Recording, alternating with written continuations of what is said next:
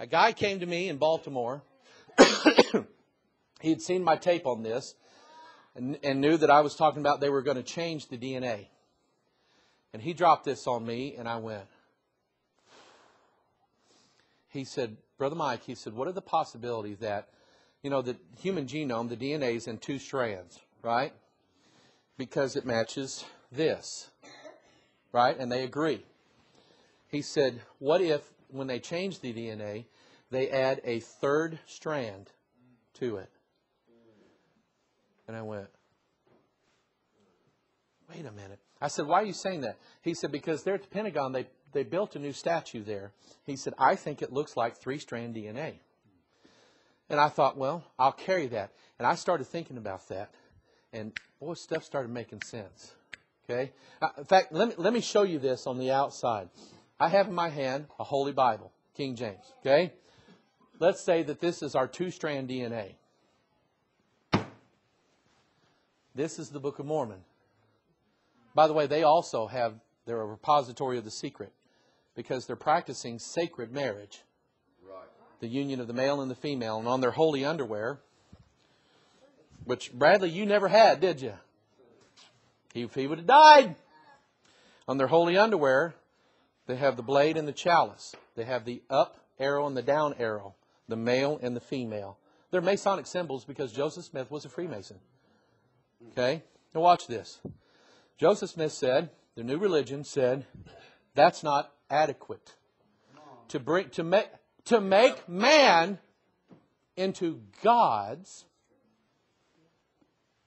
we're going to add this.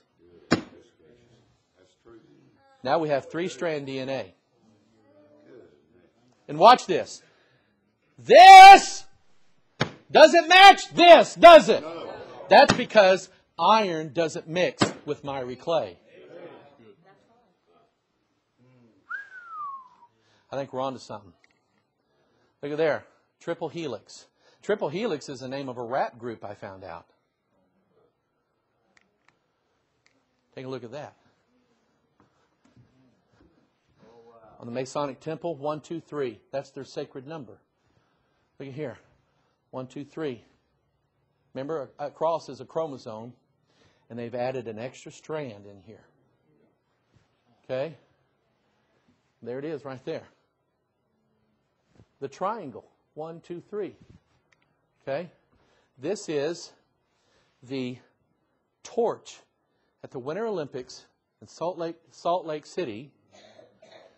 And it has, it's DNA, and it has 1, 2, 3 strands on it.